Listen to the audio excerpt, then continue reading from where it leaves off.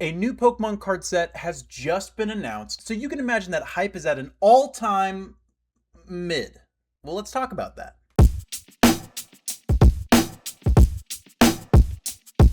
What's up guys, it's the Jarvatar, and welcome back to Jarvatar Cards. In today's video, I really want to talk about the new Pokemon card set, Perfect Order, that just officially got announced and sealed product drops have already begun. Now, Perfect Order is very interesting because it's the first time in a long time that upon the announcement of a Pokemon card set, there doesn't seem to be a lot of hype. In fact, there's a lot of people online that are already calling it a terrible set. Now, why in the world would we be getting people saying that when we only have one card that's been shown off for the set in general? Well, it actually is a very interesting and multi-layered phenomenon that I really want to explore using Perfect Order as essentially the vehicle to explore Pokemon set formatting over the last few generations. Essentially what I'm getting at is that there are really two types of Pokemon card sets that are made nowadays.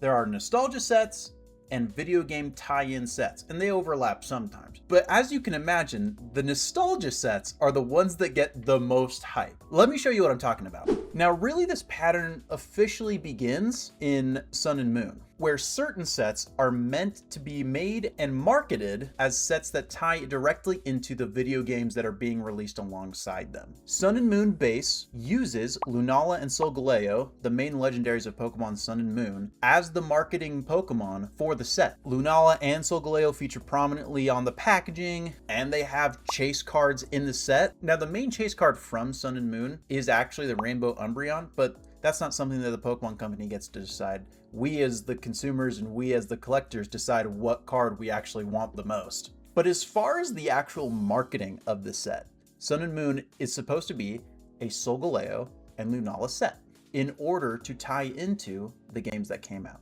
Guardians Rising is very similar, except it uses the Island Guardian Pokemon, Tapu Koko, Tapu Lele, to market its set. But Burning Shadows, now that's a nostalgia set. Burning Shadows uses Charizard rather than a Pokemon introduced in Sun and Moon to market the cards. And we'll see this pattern of nostalgia sets and tie-in sets keep going throughout the rest of Sun and Moon and into Sword Shield, Scarlet Violet, and now Mega. Crimson Invasion uses the Ultra Beasts introduced in Sun and Moon, so that's a tie-in set. Ultra Prism and Forbidden Light use Necrozma and Ultra Necrozma, tie-ins to the games, but Celestial Storm, that's Rayquaza. Rayquaza's not a Sun and Moon Pokemon, that's a nostalgia set. Dragon Majesty. Lost Thunder, a Lugia set, that's nostalgia. And then of course, Team Up, Unbroken Bonds, Unified Minds, Cosmic Eclipse, those are nostalgia sets because they use a new mechanic with old Pokemon to try and sell some cards. Specialty sets like Hidden Fates and Shining Legends, now those speak for themselves. Those are nostalgia sets. Going into Sword and Shield, of course, Sword and Shield base wants to use Zacian and Zamazenta to market the set. Those are the new legendaries that came out in those games. But we, the collectors, decided that we wanted the VMAX Snorlax so much more. Rebel Clash uses Toxtricity and Rillaboom to market its material. And Darkness Ablaze and Champion's Path, of course Champion's Path is a specialty set, but Darkness Ablaze and Champion's Path are Charizard sets. This is definitely one of those places where it overlaps between a tie-in and nostalgia, because Charizard actually features very prominently into the gameplay of Sword and Shield. Charizard is the ace of Leon, the champion. But Vivid Voltage, Pikachu, we're using some nostalgia now. Battle Styles and Chilling Reign, those are direct tie-ins to the game's DLCs that came out at the time.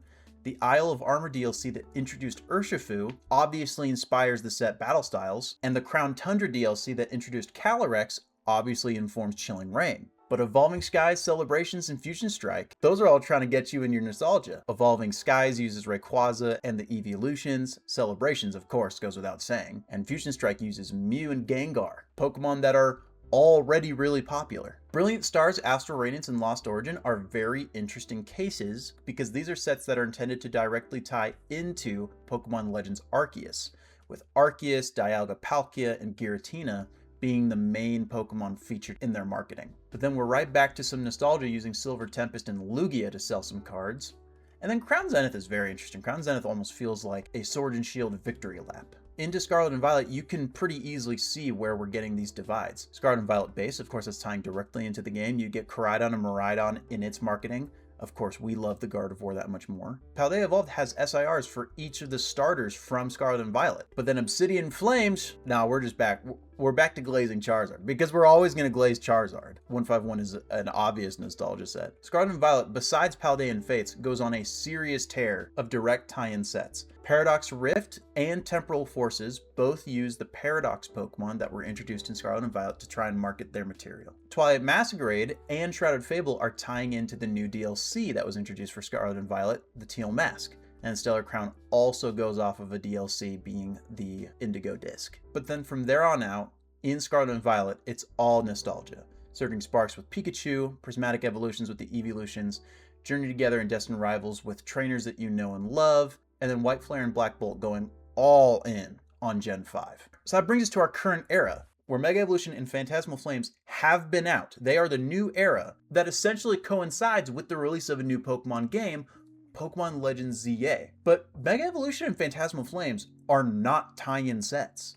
They're nostalgia sets. They're nostalgia sets meant to dig up all of the nostalgia that you have for playing X and Y or for collecting X and Y cards and using Mega Evolution Pokemon. Mega Lucario, Mega Gardevoir, Mega Charizard, all of these Pokemon are really popular and are featured in these sets in order to sell the cards. And then we have Ascended Heroes. And Ascended Heroes is so interesting because it is both a tie-in set and a nostalgia set, and it doesn't make concessions on either side. It might as well just be two sets in one. When we look at all of the SIRs that are in Mega Dream that we know are coming in Ascended Heroes, so many of them essentially are reprints or reimaginings of main chases that were already in the Scarlet and Violet era. We have a new Rocket's Mewtwo. We have a new Terastallized Pikachu. We have new trainer Pokemon with Marnie and with Steven. These are cards that probably shouldn't even be in this set in the first place. I mean, exemplified perfectly by the Gengar that should have been in Phantasmal Flames. So obviously this is some kind of nostalgia set, except a lot of the cards that are going to be in Ascended Heroes are direct tie-ins to Pokemon Legends ZA. The Mega Frostlass, Mega Halucha, Mega Electros, the Canary Trainer. These are all cards that take from Pokemon Legends ZA as its basis of inspiration. So Ascended Heroes is just the most set possible. That's not even to mention the cards in the start deck, Japanese product, that will be in Ascended Heroes, like the Meganium, the Emboar, and the Feraligatr, that are also tie-ins to Legends ZA. These are the starters from Pokemon Legends ZA. So Ascended Heroes is a tie-in set, but also isn't a tie-in set. It's so interesting. This set is so crazy. But what does that mean for Perfect Order? Well, Perfect Order, as we can see here on the officially released images of the product itself, is a Zygarde set. Zygarde being, of course, the Z in Pokemon Legends ZA. And the other Pokemon featured in its marketing are also very prominent in Legends ZA. Mega Starmie was introduced in ZA. Mega Clefable was introduced in Legends ZA. Meowth is here for some reason.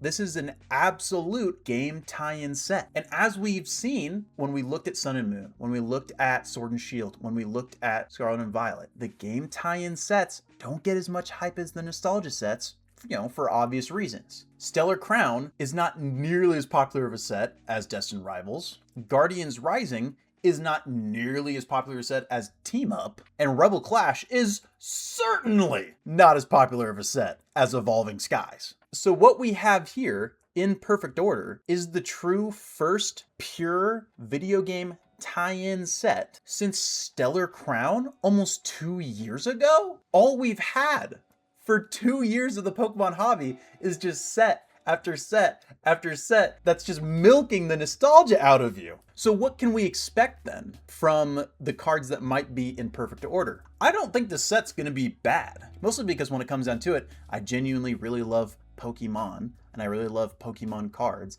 and I love Pokemon games, and I really loved Pokemon Legends ZA.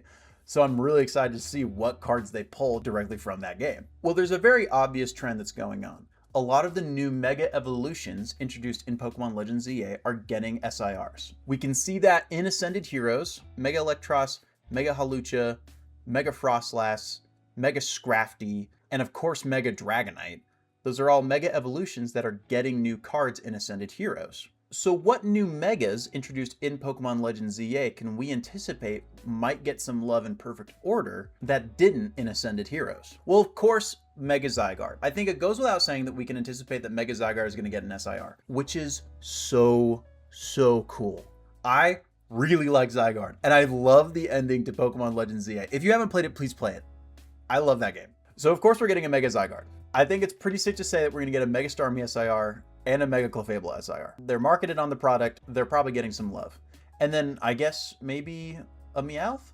But beyond the obvious picks for who I think is getting a card, there are several characters in Pokemon Legends ZA whose aces are obviously getting some love. Lita is one of your main teammates in the game, and she uses a Mega Starmie by the end, and we're almost guaranteed a Mega Starmie card. Naveen uses a Scrafty, and we're getting a Scrafty in Ascended Heroes. But some of the other characters that feature prominently in the game that use new Megas, I think there's a pretty safe bet that we might see their aces get cards. Vinny uses a Mega Drampa, so a new Mega Drampa card might be on the table. Corbeau uses a Mega Scolipede, so maybe a Mega Scolipede card is on the table. Canary, of course, uses an Electros, and we're getting an Electros in Ascended Heroes. Ivor uses a Mega Phalanx, so maybe we see that. Jacinthe, she uses the Mega Clefable. That was already marketed on the product, so obviously that's off the list. Other honorable mentions might be Mega Chandelure or potentially Mega Pyroar. Both feature very prominently in the game, but from characters that are less important. When I was thinking about Perfect Order initially and thinking about what cards I wanted to see, the first ones that came to mind were the new Mega Evolutions of the Kalos starters, Greninja, Chestnut, and Delphox, that were introduced in Legends ZA. I thought that was like going to be obvious. I thought that, well, of course Perfect Order is going to give us SIRs for the Mega Evolutions of the Kalos starters. But then of course, right before I start filming, we get leaks showing off a Mega Greninja in a set after Perfect Order? What do you mean we know more about the set after Perfect Order than we know about it itself? Obviously here we've got a Mega Greninja card that's being shown off with a set mark that says CRI. Who knows what that means? I'm trying to think about specific Pokemon that feature heavily in Pokemon Legends ZA that might have something to do with those letters, but I'm having a really hard time. Comment below what you think this set name could be. Pause. Wait a second. Before we keep going, feel free to subscribe if you want to see more Pokemon card content like this in the coming weeks. Leave a like on this video in the event that you do like it, and if you're hoping to catch some sweet video game streams, feel free to follow me on Twitch. Okay, enough shameless self-promotion, back to the video. Beyond the Mega Greninja, we've also got a Mega Floette that's being shown off. Of course, Floette is very pivotal to the story of the game. A gorgeous Crobat illustration rare. And then a Mega Dragalge, who is the ace of Laban, another character in ZA. And then for some reason a random Cinccino. I don't know why. But knowing what's in Ascended Heroes and then knowing what's in this other set beyond Perfect Order, it really gives us a narrow scope for what might actually be in this new set. Now there's one Pokemon specifically that I am sure a bunch of people are very excited to get a new card for. And it's guaranteed to be in Perfect Order because of this guy right here. This Tyrant promo is what's going to be in the ETB that comes with Perfect Order. And those that know, and those who have tried to do some kind of Pokedex binder where you collect a card for every single Pokemon that's ever been introduced, know that Tyrant only has like 3 cards, and worse than Tyrant, its evolution Tyrantrum only has like 1 or 2 cards itself. So knowing that we get this Tyrant promo means that a new Tyrantrum card is almost guaranteed, which is going to make completing Pokedex binders way easier. I'm really excited about this for the sake of those people trying to do those collections. Quick editor's note, while I was editing this, some cards have been revealed from the upcoming Japanese set Nile Zero, which will inform Perfect Order. And there is a Tyrantrum, and it looks like this. So cool.